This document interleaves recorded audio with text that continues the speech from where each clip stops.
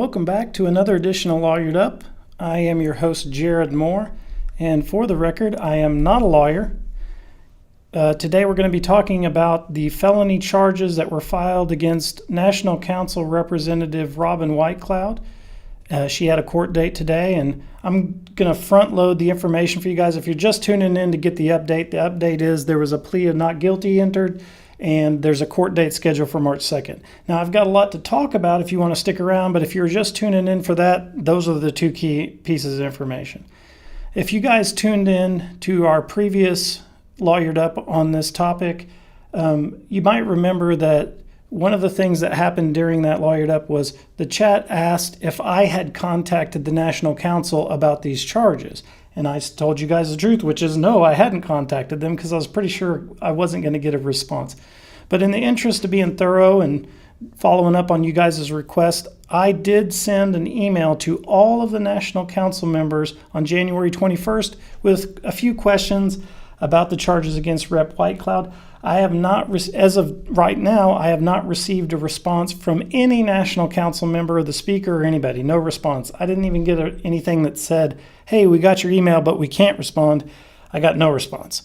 So also, I did some digging because in the court records, you may remember that we found out that Representative Whitecloud's lawyer is Ryan Kanani.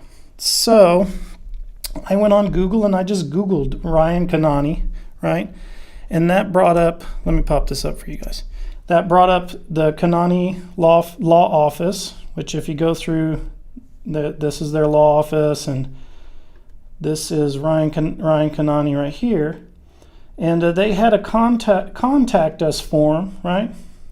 So I went ahead and filled the form out and asked them if they would like to make a statement or if Rep. Whitecloud would like to come on the program and make a statement. And I did get a response from Ryan Kanani. And I'm just going to read you what he sent me. He said, Mr. Moore, I am including my law partner, Natalie Fulbright, in this reply. We will both be representing Ms. Whitecloud. However, statements to the media are part of her portion of the case management. Please let us know if you have any questions or requests.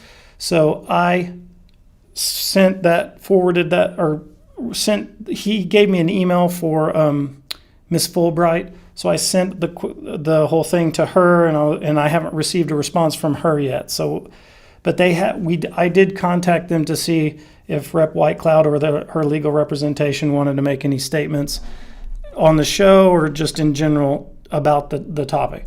The other thing I wanted to show you guys that I saw while I was looking up stuff on her legal representation is if we scroll down here, we can see that the Sac and Fox Nation's website comes up and there's tribal court staff. Let's click that. And you can see here that, I don't know if you can't see that. Let me zoom in for you guys. The Attorney General for the Sac and Fox Nation here is listed as Ryan Kanani. So it looks like and then also you can see here the Chief District Judge for the Sac and Fox Nation is Greg Bigler. And I'm just seeing if there's anybody else here that's doing a double or triple duty. If you guys aren't familiar with tribal courts, a lot of times judges will serve on multiple tribal courts and they will be prosecutors for a bunch of different tribes. So it's not out of the ordinary, but it is something, if you guys aren't familiar with it, that I was going to point out to you. So the next thing I wanted to mention is, so I contacted the National Counsel. We also contacted Rep. Whitecloud's legal representation. And the reason that there was a court date scheduled for today was originally her Rep. Whitecloud's initial appearance was scheduled for February 16th, I think. Her lawyer, Mr. Kanani, filed a motion for accelerated hearing so that moved her initial appearance up to January 26th. And then we had the snowstorm, so the court was closed. So they had to reschedule the hearing again for today, which is February 2nd. Okay, so that's why there was all those dates got changed.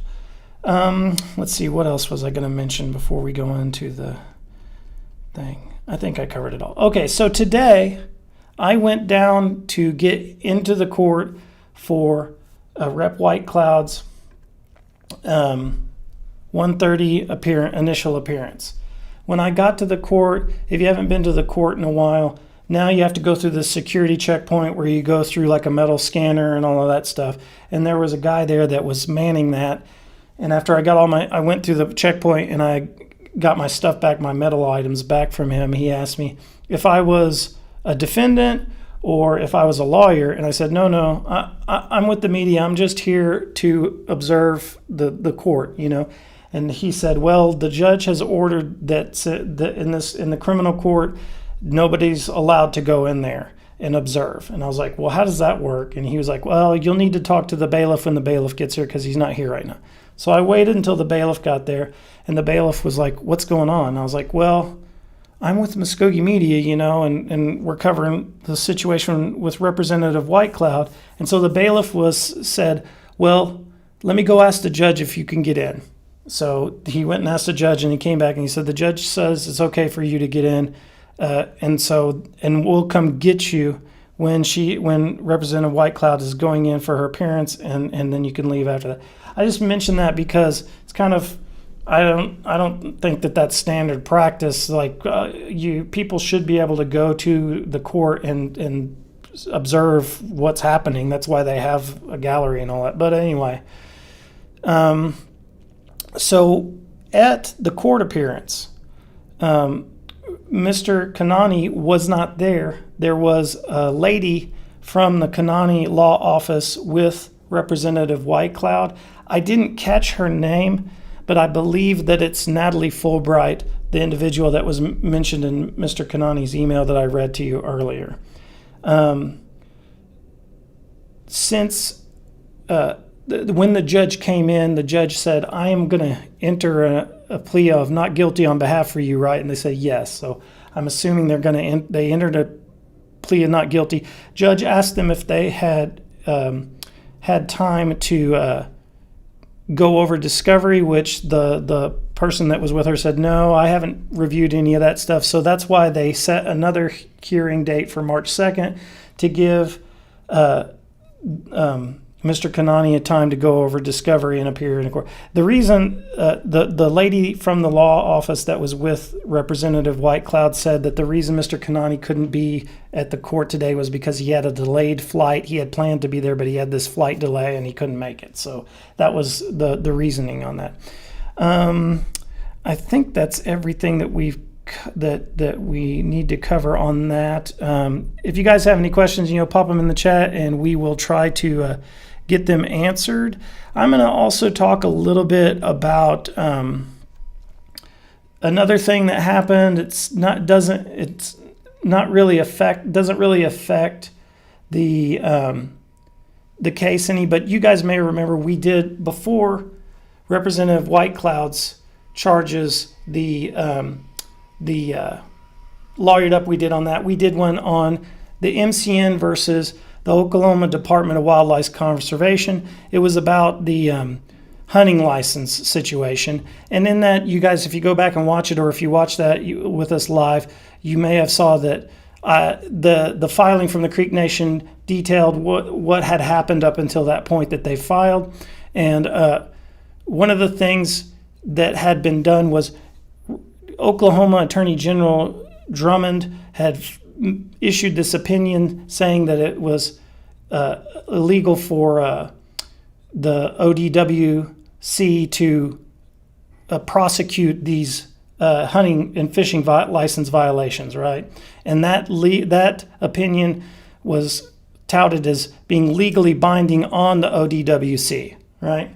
Well, since then, the Governor Stitt had his special prosecutor in the case, or he and his special prosecutor filed a case or a writ of mandamus with the Oklahoma Supreme Court to try to get the Oklahoma Supreme Court to make a determination about whether AG Drummond's opinion on these hunting license prosecutions is legally binding or if it's advisory.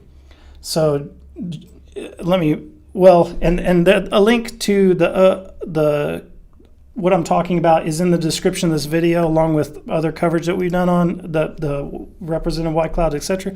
But I wanted to pop it up for a second and show you. So what this is you can see here, Oklahoma ODWC, Kevin Stitt, etc. versus Gettner Drummond in his official capacity as Oklahoma Attorney General. And then down here, if you scroll down, you can see that you can read the application to assume jurisdiction and writ of mandamus, and you guys can read all of it. I'm not going to go through all of it. I just wanted to call your attention to that because the MCN versus the ODWC is a separate case. That's a civil case. I believe that's happening in I think the Eastern District, and this is just about the Governor Stitt and Russell Cochran, who is the special prosecutor, trying to get a ruling from the Oklahoma Supreme Court saying that Gettner Drummond's opinion is not binding on the ODWC, right? And I just wanted to let you guys know in kind of like bare bones terms what's happening here. So you have the governor, right, wanted to see natives prosecuted for not getting hunting or fishing license through the state.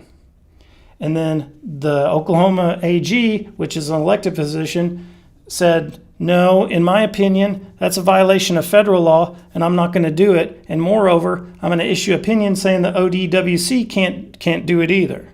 Okay?